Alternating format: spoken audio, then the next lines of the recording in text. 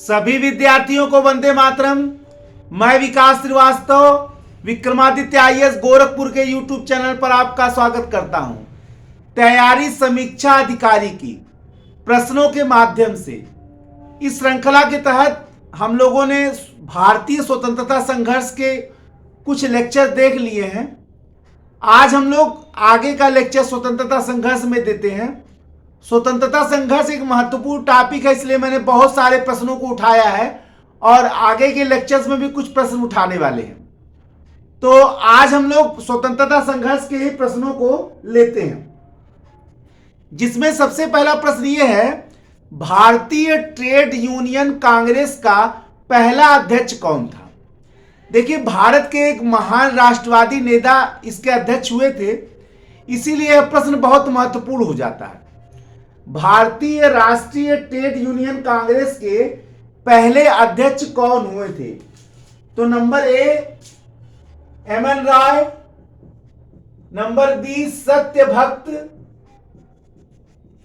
और नंबर सी लाला लाजपत राय और number D NM Joshi. तो इसका सही उत्तर कौन होगा आप बताइए। सभी लोग जनरली कम्युनिस्ट नेता ही हैं, लाला लाजपत राय को छोड़कर। अब इसका जो सही उत्तर होगा वो होगा लाला लाजपत राय।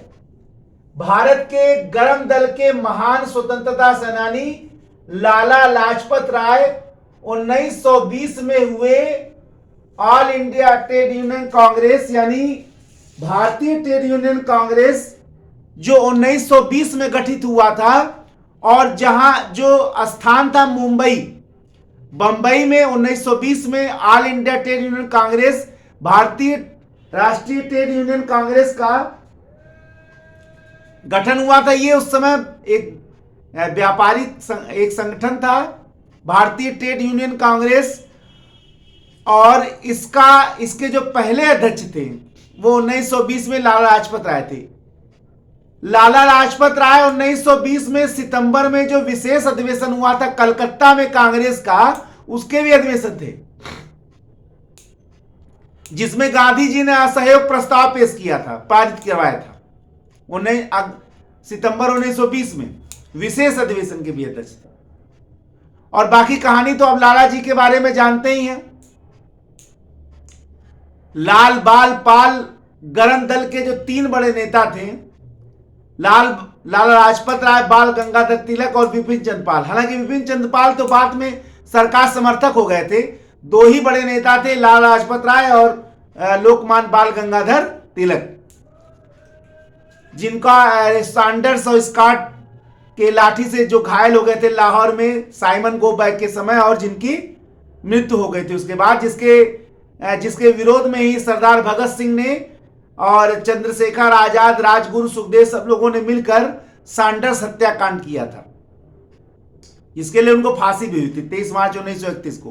तो ये पूरी कथा मैंने डॉक्टर लाला लाजपत राय के लिए है, लेकिन यही बात मेन जानना है कि ये एक ट्रेड यूनियन के भी नेता रहे, ठीक है ना। तो ये नहीं कह सकते कि ये मजदूर आंदोलन से भी संबंधित नहीं थे, ये भी आप नहीं कह सकते। मजदूर आंदोलन से, राष्ट्रवादी नेता तो थे ही, साथ में मजदूर यूनियन आंदोलन से भी संबंधित थे, इसीलिए ये ट्रेड यूनियन संगठन था, इसीलिए पहले अध्यक्ष भी बने। अगला है, किस घटनाकांड के विरोध में रविंद्रनाथ टैगोर ने अपना नाइटहुड की उपाधि त्याग दिया था? पहला बंगाल विभाजन, दूसरा 1910 का प्रेस एक्ट, तीसरा सी यानी जलियांवाला बाग हत्याकांड, और चौथा है नमक कानून। रविंद्रनाथ टैगोर ने जलियांवाला बाग हत्याकांड 13 अप्रैल 1919 को होने वाले पंजाब के अमृतसर में जलियांवाला बाग हत्याकांड के विरोध में अपना नाइटहुड की उपाधि उन्होंने त्याग दिया था, ब्रिटिश सरकार को वापस कर दिया था, और उन्होंने कहा इस समय मैं ब्रिटिश सरकार के सम्मान को वापस करके अपने देशवासियों के साथ रहना चाहता हूं, उनके साथ मिलकर इस संकट की घड़ी में उनका साथ देना चाहता हूं। यह प्रश्न कई बार एग्जामिनेशन में आया है और हर बार आएगा। इस प्रश्न को विस्तार से जानने लगे, कंफ्यूज होने जो नहीं है। कई बार लोगों ने तेज बहादुर सप्रू बहुत सारा और कह दिया है, सर उपाधि, ये सब उत्तर जो है वो इन्हीं का होगा। हाँ, अगर ये आवे कि वो कौन से बड़े व्यक्ति थे जिन्होंने इस हत्याकांड के विरोध में गवर्नर जनरल की कार्यकारिणी से त्यागपत्र दे दिया था, तब तो सी शंकरन नायर होगा। अगर ये आ जाए, ये देखिए बहुत अच्छा प्रश्न यहां याद आ गया हमको। सी शंकरन नायर ने उसी के विरोध में, जलियांवाला बाग हत्याकांड के विरोध में गवर्नर जनरल की कार्यकारिणी से अपना त्यागपत्र देता है। बहुत बड़ी बात है ये। अगर किसी उपाधि को त्याग करने की बात आ गई तब तो आप सीधे साधे लगा दीजिए रविंद्रनाथ टैगोर। लेकिन अगर कह दे गवर्नर जनरल की कार्यकारिणी से किसने त्यागपत्र दे दिया, तो वो उत्तर हो जाएगा सी शंकरन नायर ने। तो यहां उत्तर तो खैर रविंद्रनाथ टैगोर है। रॉलेट एक्ट किस वायसराय के समय पारित हुआ था? 1919 में जो रॉलेट एक्ट अंग्रेजों ने लाया था, सिडनी रॉलेट की अध्यक्षता में, न्यायाधीश सिडनी रॉलेट की अध्यक्षता में भारतीय क्रांतिकारी आंदोलन का दमन करने के लिए अंग्रेजों ने एक एक्ट लाया था, रॉलेट एक्ट, बिना अपील, बिना वकील, बिना दलील का कानून। 1919 में बिना अपील, बिना वकील, बिना दलील का कानून था, जिसको रॉलेट एक्ट कहा जाता है। किसी भी व्यक्ति को इस एक्ट के तहत कभी भी गिरफ्तार किया जा सकता था, कहीं भी गिरफ्तार किया जा सकता था, बिना मुकदमा चलाए कितने भी दिन तक जेल में बंद रखा जा सकता था। एक प्रकार से यह जंगल का कानून था, ठीक है ना। तो वही पूछा किस गवर्नर जनरल के कार्यकाल में इसको पारित किया गया था? हार्डिंग, रीडिंग, चेम्सफोर्ड और Minto. Harding number A, number B Reading, number C Mayo और नंबर डी है चेम्सफोर्ड। तो सही उत्तर होगा चेम्सफोर्ड के जमाने में। मैं लॉर्ड नहीं लगाता हूं, मैंने पहले बताया है। आप लोग लॉर्ड चेम्सफोर्ड पढ़े, मैं लॉर्ड नहीं लगाता हूं, हमारे भगवान थोड़ो थे। तो चेम्सफोर्ड, गवर्नर जनरल चेम्सफोर्ड के काल में यह रॉलेट एक्ट 1919 में पारित हुआ था, बिना अपील, बिना वकील, बिना दलील का कानून, जिसको काला एक्ट भी कहा जाता है। यही सब चीजें आपको याद होना चाहिए। एक साथ देखिए कितने फैक्ट हो रहे हैं। इसी को काला कानून भी कहा जाता था, इसी को रॉलेट एक्ट भी कहा जाता था, इसी को बिना अपील, बिना वकील, बिना दलील का कानून भी कहा जाता था। एक साथ कितने प्रश्न आपके हल हो रहे हैं, इसीलिए मैंने इसको लेक्चर को रखा भी है। आइए अगला है, असहयोग आंदोलन के दौरान विदेशी वस्त्रों को जलाए जाने को किस भारतीय राजनेता ने निष्ठुर बर्बादी कहा था? गांधी जी को पत्र लिखकर निष्ठुर बर्बादी कहा था। तो number A Malviya, Madan Mohan Malviya, number B Jinnah, number C Rabindranath Tagore और नंबर डी पंडित जवाहरलाल नेहरू। इन नेताओं में से मालवीय जी, जिन्ना, टैगोर और नेहरू जी, इनमें से कौन से नेताओं में, किस नेता ने असहयोग आंदोलन में विदेशी वस्त्रों की जो होली जलाई जा रही थी उसको निष्ठुर बर्बादी कहा था? बहुत बढ़िया प्रश्न है ये, और इसका उत्तर होगा रविंद्रनाथ टैगोर। लेटर लिखकर भी उन्होंने कहा था कि यह एक प्रकार का निष्ठुर बर्बादी है, क्योंकि असहयोग आंदोलन में लोग इकट्ठा होते थे, विदेशी वस्त्रों को एकत्र किया जाता था और इसकी जो होली जलाई जाती थी। तो ये इंपॉर्टेंट प्रश्न है, ये आपके एग्जाम में आ भी सकता है, ठीक है। आइए अगला प्रश्न देखा जाए। अगला प्रश्न कथन और कारण वाला हम ले रहे हैं, क्योंकि कथन और कारण के प्रश्न जो हैं वो एग्जाम में आते हैं, लेकिन कथन और कारण का प्रश्न हल करने का एक तरीका होता है। मैंने क्यों लिया है जरा देखिए। देखिए, जब ए और सी और डी ऑप्शन जब होता है तब तो उत्तर लोग बहुत आसानी से लगा लेते हैं, लेकिन जब उत्तर उसमें बी होता है कथन और कारण वाले में कि ए और आर दोनों सही है, ए आर की व्याख्या नहीं करता है, तो ये ऑप्शन हल करना बहुत कठिन होता है। तो उसको कैसे हल करते हैं ये लेने के लिए मैंने इस प्रश्न को लिया है। देखिए 5वां प्रश्न है कथन ए क्या कह रहा है? गांधी जी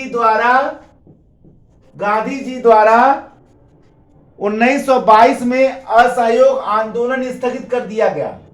1922 में असहयोग आंदोलन, ध्यान से इसको देखिएगा, असहयोग आंदोलन स्थगित कर दिया गया। असहयोग आंदोलन स्थगित कर दिया गया, ठीक है। कारण क्या है? कारण आर, रीजन क्या करा? सी आर दास, मोतीलाल नेहरू ने इसका विरोध किया। सी आर दास और वह मोतीलाल नेहरू ने इसका विरोध किया।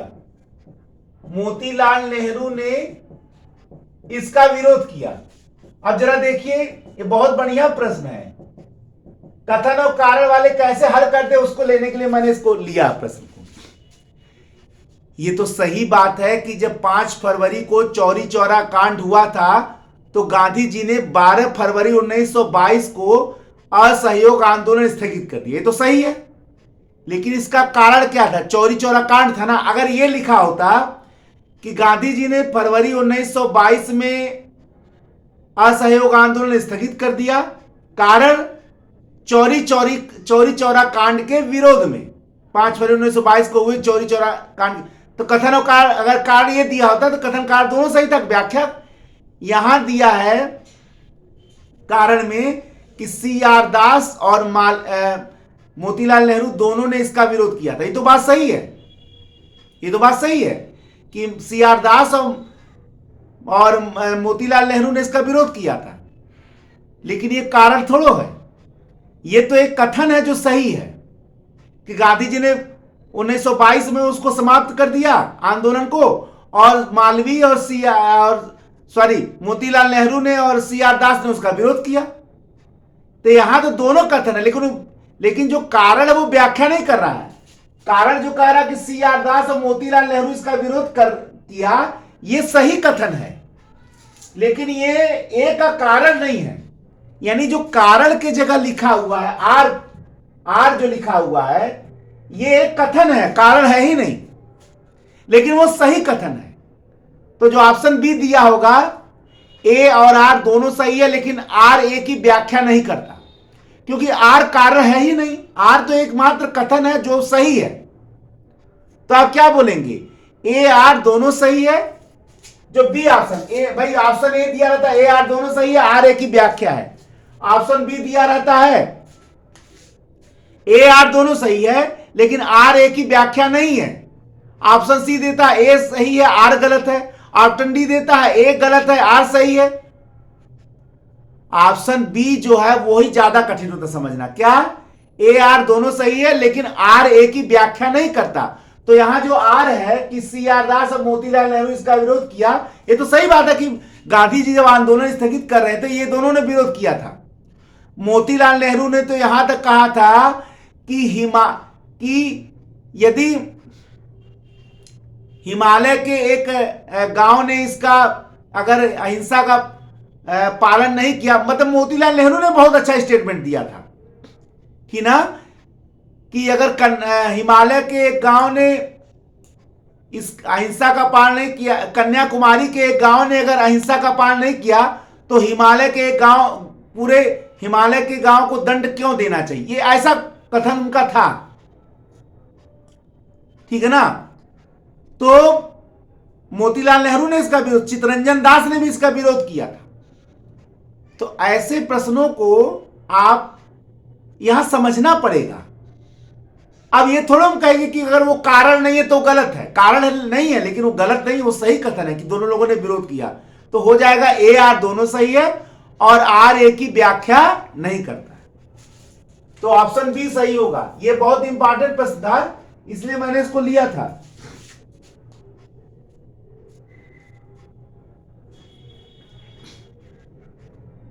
हिमालय के एक गांव ने अगर हिंसा का पालन नहीं किया तो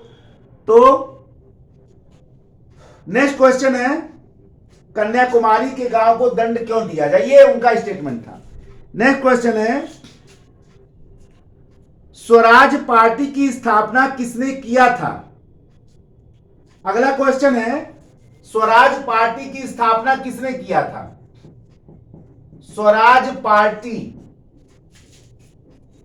पार्टी की स्थापना किसने किया था। तो इसका सही उत्तर होगा 1923 में सी आर दास का मतलब है चित्तरंजन दास और मोतीलाल नेहरू। चित्तरंजन दास और मोतीलाल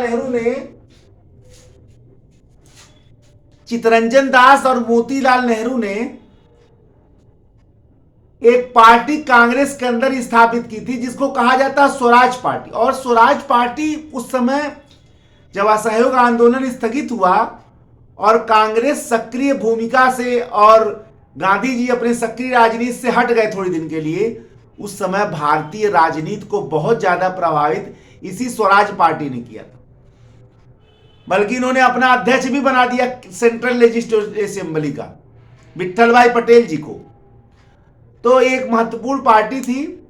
इसकी स्थापना चित्तरंजन दास, सी आर दास और मोतीलाल नेहरू ने किया था।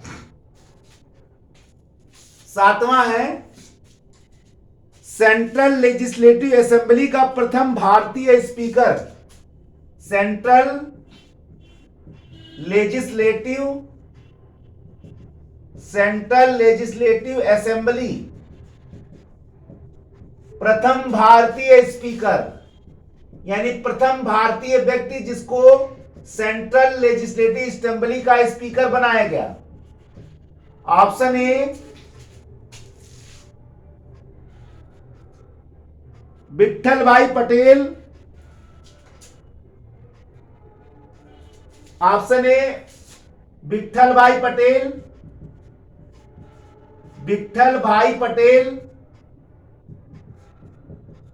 ऑप्शन बी सरदार पटेल,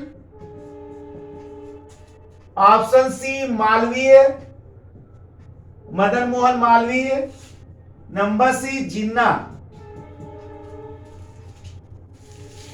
आपको जान के आश्चर्य होगा कि 1925 में स्वराज पार्टी ने सेंट्रल लेजिस्लेटिव असेंबली में अपना बहुमत तक रखा था और इतना ज्यादा उनका पावर बढ़ गया कि उन्होंने अपने ही एक व्यक्ति को सेंट्रल लेजिस्लेटिव असेंबली का अध्यक्ष बनवा दिया। उनका नाम था विट्ठल भाई पटेल और ये विट्ठल भाई पटेल सरदार वल्लभ भाई पटेल के भाई थे। इन्हीं के अध्यक्षता के दौरान सरदार भगत सिंह और बटुकेश्वर दत्त ने सेंट्रल लेजिस्लेटिव असेंबली में बम फेंका था। ये वही विट्ठल भाई पटेल हैं, ठीक ना। तो याद रखिएगा 1925 में स्वराज पार्टी के सदस्य थे। स्वराज पार्टी के सदस्य विट्ठल भाई पटेल को सेंट्रल लेजिस्लेटिव असेंबली का क्या बनाया गया था, स्पीकर बनाया गया था। नेहरू रिपोर्ट को किसने तैयार किया था, बहुत इंपॉर्टेंट है। 1928 में आया नेहरू रिपोर्ट किसके द्वारा तैयार किया गया था। Number A Motilal Nehru, number B Jawaharlal Nehru, number C R K Nehru, number D M L Nehru, A B L Nehru. सब नेहरू ही दे रखा है आपको फंसाने के लिए। तो इसका उत्तर होगा मोतीलाल नेहरू, पंडित जवाहरलाल नेहरू के पिताजी। 1928 देखिए, जब भारत के लोगों ने साइमन गो बैक का नारा लगाया, इसलिए कि भाई साइमन कमीशन के जितने सदस्य थे छवो, वो सब अंग्रेज थे। भारत में पुरजोर विरोध किया गया साइमन कमीशन का, साइमन गो बैक का नारा लगाया गया। लॉर्ड बर्कनहेड ने भारतीयों को चैलेंज दिया कि अगर दम है तो अपना संविधान का खाका बना कर दो। तो इस चैलेंज को स्वीकार करने के लिए भारत में नेहरू कमेटी बनी और इसी नेहरू समिति को भारतीय संविधान का मसौदा तैयार करने का जिम्मेदारी दिया गया। इसने जिस रिपोर्ट को जारी किया उसको कहते हैं नेहरू रिपोर्ट, और इस नेहरू रिपोर्ट में मौलिक अधिकारों का वर्णन किया गया था। जो मौलिक अधिकार आज भारत के संविधान में बहुत सारे हैं उसमें से, ठीक है ना। तो नेहरू रिपोर्ट 1928 में आया था, और इस नेहरू रिपोर्ट को तैयार करने वाले मोतीलाल नेहरू थे, ठीक है ना, मोतीलाल नेहरू, पंडित जवाहरलाल नेहरू जी के पिताजी। भारतीय राष्ट्रीय कांग्रेस के लाहौर अधिवेशन जब जो 1929 में हुआ था, का अध्यक्ष कौन था? तो number A Gandhi ji, number B Nehru ji, Pandit Jawaharlal Nehru ji, number C Patel ji, number D Pattabhi Sitaramayya.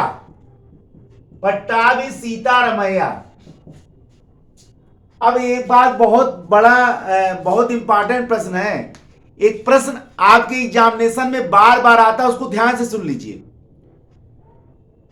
Congress ने अपने किस ऐतिहासिक अधिवेशन में पूर्ण स्वराज का प्रस्ताव पारित किया था? यह प्रश्न बार बार आता है। कांग्रेस ने किस अधिवेशन में पूर्ण स्वराज का प्रस्ताव पारित किया था? वह अधिवेशन था 1929 का लाहौर का अधिवेशन। 19 दिसंबर 1929 में कांग्रेस का अधिवेशन हुआ लाहौर में रावी नदी के तट पर, और इस अधिवेशन की अध्यक्षता किया था पंडित जवाहरलाल नेहरू ने। और इसी अधिवेशन में कांग्रेस ने पूर्ण स्वराज का प्रस्ताव पारित किया, और इसी अधिवेशन में यह तय किया गया कि 26 जनवरी 1930 को प्रथम स्वाधीनता दिवस मनाया जाएगा। 1930 को, यानी आजादी के बहुत पहले से कांग्रेस 1930 से ही 26 जनवरी को स्वाधीनता दिवस मनाती चली आ रही थी। इसीलिए 26 नवंबर 1949 का बना संविधान 2 महीने लेट से लागू किया गया। क्यों? क्योंकि इसी 26 जनवरी को बचाना था। 26 नवंबर 1949 का बना संविधान 26 जनवरी 1950 को लागू किया गया। इस 26 जनवरी के डेट को बचाने के लिए, जिसको आजादी के पहले 1930 से प्रथम स्वाधीनता दिवस के रूप में कांग्रेस मना रही थी। पढ़ाई हमेशा गहन अध्ययन पर ही निर्भर करता है। पढ़ाई कॉन्सेप्ट से अगर आप पढ़ेंगे तो समय भी लगेगा और दिमाग भी लगेगा, आपका ऊर्जा भी खर्च होगा, और परिणाम भी बहुत सही आएगा, ठीक है ना। इसीलिए आप लोग इसको विस्तार से पढ़ा करिए। इसीलिए हमने इस क्वेश्चनों को लिया भी है ताकि विस्तार से बताया जाए। नेक्स्ट है लाल कुर्ती आंदोलन। लाल कुर्ती आंदोलन के संस्थापक नेता कौन थे?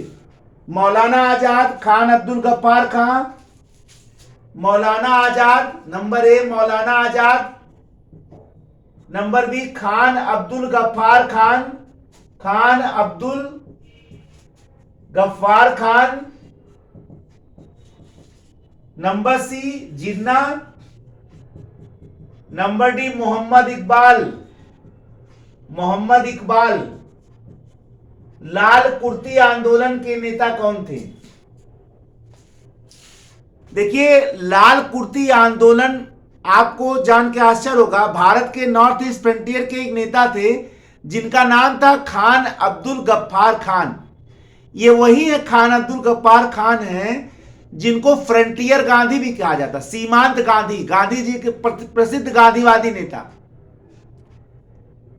ये भारत के एकमात्र नेता थे जो आज विभाजन के अंतिम समय तक यह प्रयत्न करते रहे कि भारत का विभाजन पाकिस्तान के रूप में ना हो। ये वही अब्दुल गफ्फार खान है जिन्होंने भारत के आजादी को धोखा कहा है। सविनय अवज्ञा आंदोलन के दौरान अंग्रेजों का विरोध करने के लिए लाल कुर्ती पहन के इन्होंने एक सेना बनाया था, अपने लोगों का एक संगठन बनाया था। ठीक है ना, और अंग्रेजों का विरोध किया था, इसीलिए इनको लाल कुर्ती आंदोलन का नेता माना था। इस आंदोलन को क्या कहा गया? लाल कुर्ती आंदोलन, लाल कुर्ता पहनकर। और इनके संगठन का नाम था खुदाई खिदमतगार। क्या नाम था? खुदाई खिदमतगार नामक संगठन की स्थापना इन्होंने किया था। खान अब्दुल गफ्फार खान प्रथम भारतीय जिनको भारत रत्न दिया गया था, ये वही अब्दुल गफ्फार खान है। क्लियर है? बहुत बढ़िया नेता, बड़े नेता थे कांग्रेस, मतलब कांग्रेस के बड़े समर्थक नेता थे आजादी तक। आजादी, उन्होंने यह भी कहा था कि अब हम लोग को भेड़ियों के सामने डाल दिया गया है विभाजन के बाद। नेक्स्ट है 1930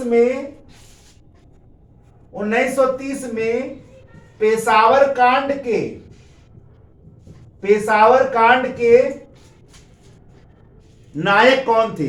बीसी जोशी, धन सिंह बाघ, वीर चंद्र सिंह गढ़वाली, प्रेम सिंह। अब पेशावर कांड का था भाई, देखिए जब सविनय अवज्ञा आंदोलन के दौरान जब अंग्रेजों ने पेशावर में एक भीड़ पर गोली चलाने का आदेश दिया तो सैनिकों के नेतृत्व में जो सेना जिनके नेतृत्व में, उन्होंने गोली चलाने से मना कर दिया। हालांकि बाद में सभी को दंडित किया गया, लेकिन उन्होंने कहा दिया कि मैं निहत्थी भीड़ पर गोली नहीं चलाऊंगा। तो उन सैनिकों का नेता कौन था? वीर चंद्र सिंह गढ़वाली। पेशावर कांड के यही नेता थे। इन्होंने अपने निहत्थी भीड़ पर गोली चलाने से मना कर दिया। वीर चंद्र सिंह गढ़वाली, यही उत्तर पूछ रहा है। बहुत अच्छा, काश अगर ये काम भारत के सभी अधिकारियों ने किया होता तो शायद जितने हम कह रहे जनरल डायर ने तो गोली चलवाया, गोली चलाने वाले कौन थे? गोली चलाने वाले कौन थे? 1857 के संग्राम में आज जितना भी अभियान हुआ, अंग्रेजों ने भारतीयों को दंडित किया, सैकड़ों हजारों लाखों लोग मारे गए, लेकिन ये कार्रवाई करता कौन था? अंग्रेज थोड़ो करते थे, अंग्रेज तो आदेश देते थे। काश अगर सभी लोग वीर चंद्र सिंह गढ़वाली के अनुसार अगर जनरल डायर ने गोली का आदेश दिया, वो लोग न चलाए होते, तब तो थोते सब भारतीय तो थे, गोली चलाने वाले सब भारतीय तो थे। चलिए नेक्स्ट है, निम्न में से कौन सा नेता तीनों गोलमेज सम्मेलनों में भाग लिया? देखिए अंग्रेजों के जमाने में भारतीय संघीय ढांचे या संवैधानिक विकास के बारे में डिस्कशन करने के लिए 3 गोलमेज सम्मेलन होते, राउंड टेबल मीटिंग। 1930, 1931, 1932, याद रखिएगा 30, 31, 32 3 गोलमेज सम्मेलन हुए थे। इसमें से कांग्रेस केवल दूसरे गोलमेज सम्मेलन में भाग लिया था। गांधी जी को भेजा गया था ब्रिटेन भाग लेने के लिए, यानी कांग्रेस एकमात्र द्वितीय गोलमेज सम्मेलन में भाग ली थी। अब यहां ये पूछ रहा कि कौन से ऐसे नेता थे तो तीनों गोलमेज सम्मेलन भाग लिए थे, तो उत्तर होगा डॉक्टर भीमराव अंबेडकर। क्या उत्तर होगा? डॉक्टर भीमराव अंबेडकर ऐसे नेता थे जिन्होंने तीनों गोलमेज सम्मेलन में भाग लिया था। यह प्रश्न बहुत इंपॉर्टेंट है। दलित चिंतक, दलितों के सबसे महान नेता डॉक्टर भीमराव अंबेडकर 3 बार तीनों सम्मेलनों में भाग लिए थे, उन्होंने प्रतिनिधित्व किया था। हालांकि गोलमेज सम्मेलन फेल हो गया था। डॉक्टर भीमराव अंबेडकर और गांधी जी के बीच एक समझौता हुआ था, बहुत बड़ा समझौता हुआ था, ठीक है ना? उस समझौते का नाम क्या था? ठीक है ना? इस चीज को जरा देखा जाए। कहा जाता है कि जब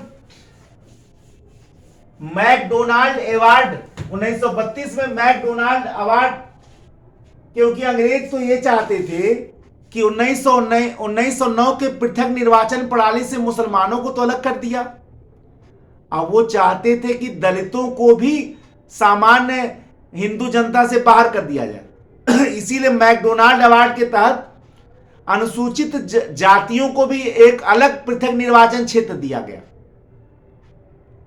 यानी हिंदुओं से दलितों को अलग करके एक अलग निर्वाचन क्षेत्र दिया गया था मैकडोनाल्ड अवार्ड में। गांधी जी ने कहा कि मुसलमानों का तो ठीक है, लेकिन मैं दलितों को सनातन हिंदू जाति से अलग नहीं होने दूंगा, और आमरण अनशन में बैठ गए। मालवीय जी और डॉक्टर राजेंद्र प्रसाद के प्रयास से डॉक्टर भीमराव अंबेडकर और गांधी जी के बीच एक समझौता हुआ 1932 में, जिसको पूना समझौता कहा जाता है। क्या कहा जाता है? पूना समझौता। यह तय किया गया कि राज्यों में जो दलितों के लिए आरक्षित सीटें हैं वो 147 हो जाएगा बढ़कर, 147 कर दिया जाएगा बढ़ाकर, और 18% सेंट्रल असेंबली में जो है 18% दलितों को लिए सीट आरक्षित कर दिया जाएगा। ये दो शर्त हुआ इसमें तय, और भी होंगे लेकिन ये दो शर्त तय हुआ।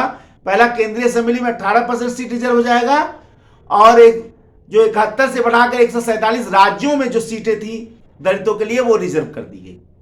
इसी को कहा गया पूना समझौता। किसके बीच हुआ था? गांधी जी और किसके बीच हुआ था? डॉक्टर भीमराव अंबेडकर के बीच हुआ था। अखिल भारतीय हरिजन सेवक संघ का संस्थापक कौन था? अखिल भारतीय